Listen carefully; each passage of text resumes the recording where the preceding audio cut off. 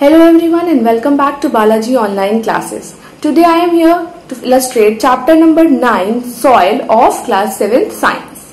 As we all know that soil is the topmost layer of the earth crust and it is the natural habitat for many living organisms and also a source for plant life. Soil is basically formed by the weathering of rocks. Weathering of rocks का मतलब क्या होता है, जो rocks होते हैं, huge rocks होते हैं, वो एक्सटर्नल फैक्टर्स की वजह से लाइक विंड, वाटर या टेम्परेचर के राइज या फॉल होने की वजह से जो फोर्सेस उन पे पड़ती हैं उसकी वजह से ये जो रॉक्स होते हैं ये ब्रेक हो जाते हैं और ब्रेक होकर ये क्या फॉर्म करते हैं, ये सॉइल फॉर्म करते हैं.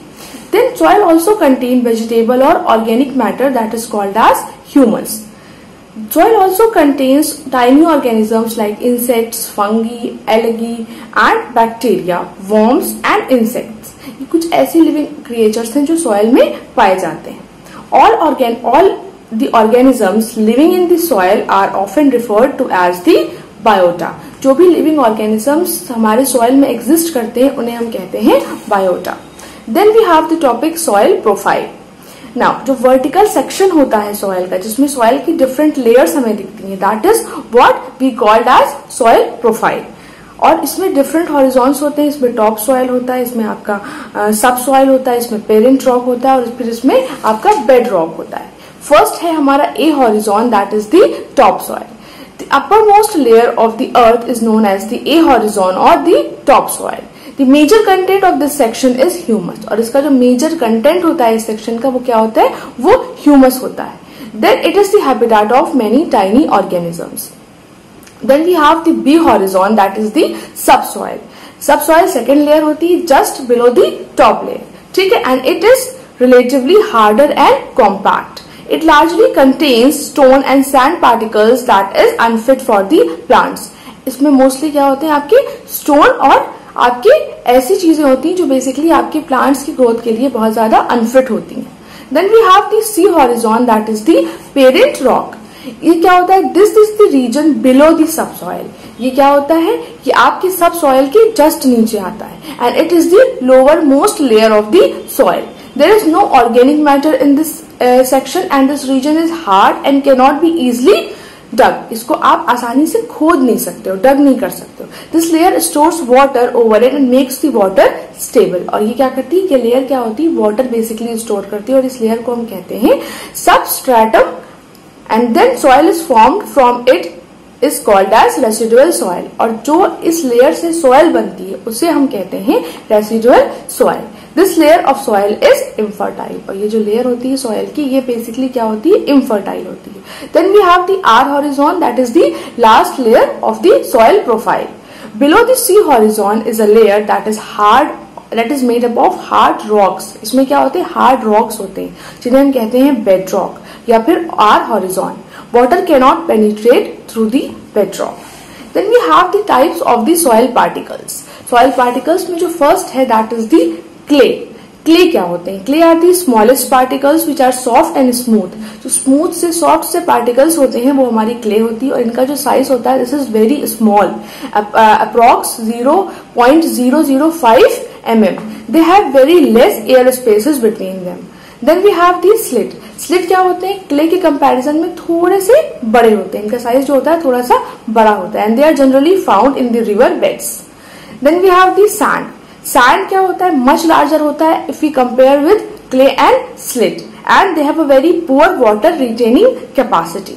The size of these particles very between 0.05 to 0.2 mm. Then we have the gravel.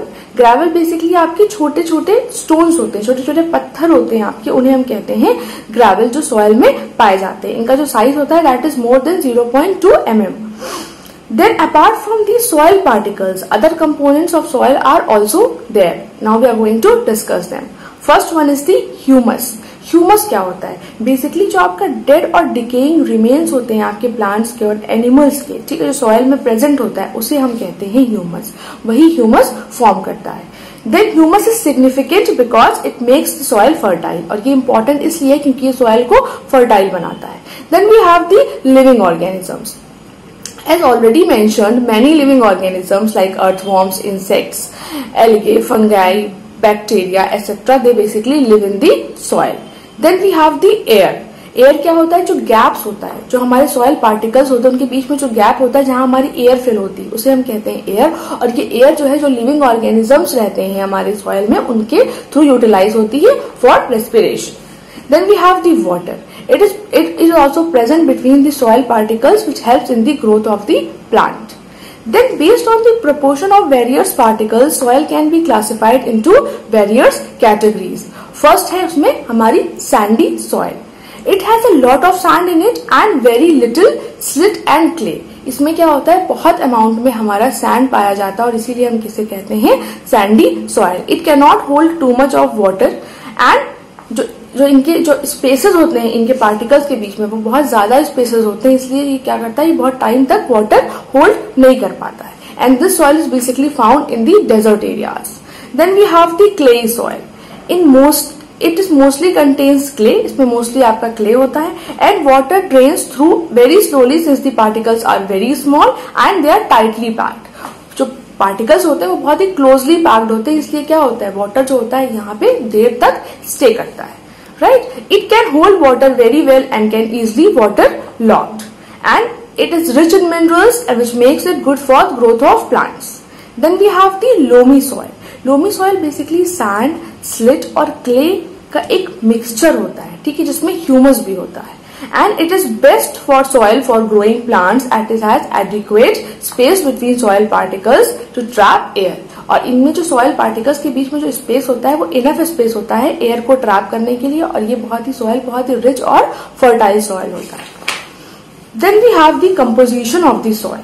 अब हम जानते हैं कि हमारा सॉइल जो है वो ऑर्गेनिक और इनऑर्गेनिक दोनों ही सब्सटेंस से मिलकर हमारा सॉइल जो है वो फॉर्म होता है। जो ऑर्गेनिक मैटर होता है वो बेसिकली हमारा ह्यूमस होता है जो डेड प्लांट और एनिमल्स के थ्रू सॉइल में मिक्स होता है, और जो इनऑर्गेनिक मैटर होता है that includes minerals that are present in the soil.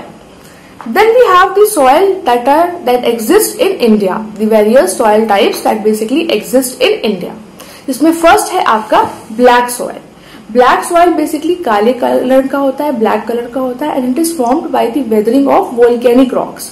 जो वोल्केनिक रॉक्स होते हैं, जो आपकी वोल्केनिक इरप्शंस में जो रॉक्स निकलते हैं उन रॉक्स के हेल्प से, उन रॉक्स की ब्रेकिंग से हमारा ब्लैक सॉइल फॉर्म होता है। And it is good for growing cotton and it is found in Maharashtra, Karnataka, Madhya Pradesh, Telangana and Andhra Pradesh. Then we have the alluvial soil. This soil is very fertile, right? And it is best suited for the growth of wheat and rice. This soil is basically found in the northern plains, mainly in Uttar Pradesh, Punjab, Haryana, Bihar and West Bengal. Then we have the red soil. जो हमारा red soil होता है वो red colour में होता है क्योंकि इसमें क्या प्रेजेंट होता है, इसमें आयरन ऑक्साइड प्रेजेंट होती है, ठीक है। और this soil is not very fertile and it is found in Karnataka, Tamil Nadu, Maharashtra, Madhya Pradesh et cetera. Then we have the laterite soil. ये सॉइल बेसिकली आपका येलोइश भी हो सकता है और आपका रेडिश कलर में भी हो सकता है। इसमें जो न्यूट्रिएंट्स की जो कंटेंट होता है वो बहुत ही पुअर होता है and it is basically found in eastern and western Ghats. और ये सॉइल पे आप बेसिकली क्या ग्रो कर सकते हो, the soil is good for the growth of tea, coffee, rubber and coconut. Then we have the desert soil. Desert soil हमारा sandy soil है, ठीक है, जो वाटर को बहुत ज्यादा अच्छे से होल्ड नहीं कर सकता है, ठीक है, and it is basically found in the Rajasthan. Then we have the mountain soil. जो हमारा माउंटेन सॉइल होता है वो हमारे हिमालयन रीजन में पाया जाता है and this is very rich in humus. Then we have the last topic of this chapter, that is the soil erosion. Soil erosion क्या होता है, इससे आप क्या समझते हैं? जो हमारी अर्थ की, जो हमारे सॉइल की जो टॉप मोस्ट लेयर होती है, ठीक है, जो टॉप मोस्ट लेयर होती है, जब वो जो हमारे एजेंट्स होते हैं, natural agents like wind and water, उसके थ्रू वो क्या होती है, वो उड़कर या बहकर शिफ्ट हो जाती है, चेंज हो जाती है। The washing away of the top layer of the soil due to the wind और water is called as soil erosion. ये हमारा सॉइल इरोजन होता है और इसके जो कॉजेज होते हैं बेसिकली वो हमारा पहला है डिफॉरेस्टेशन, दूसरा है हमारा ओवरग्रेजिंग, फिर है हमारा improper farmer practices, heavy rain और floods and then the forest fire. ये कुछ कॉजेज हैं जो रिस्पॉन्सिबल हैं हमारे सॉइल इरोजन के। फिर सॉइल इरोजन को हम प्रिवेंट कैसे कर सकते हैं, हम रिड्यूस कैसे कर सकते हैं? सबसे पहले तो हम इसके लिए क्या कर सकते हैं, हम सबसे पहले इसके लिए ट्रीज प्लांट कर सकते हैं, क्योंकि ट्रीज क्या करती हैं, वो सॉइल को अच्छे से बाइंड करके रखती हैं। जो ट्रीज की रूट्स होती हैं वो अच्छे से बाइंड करके रखती हैं। तो पहले तो हम एफॉरेस्टेशन करके कर सकते हैं, दूसरा हम फ्लड कंट्रोल कर सकते हैं, देन हम जो ग्रेजिंग है उसको कंट्रोल कर सकते हैं, रिस्ट्रिक्ट कर सकते हैं. Then we also can follow the proper methods of the farming like the terrace farming. So class, your chapter ends here with this topic. Please now do a thorough reading of this chapter and also learn all the difficult words along with their meanings and spellings. You can get the notes of this chapter through School Mitra app. Kindly download those PDFs and complete your work. Thank you. Stay home and stay safe.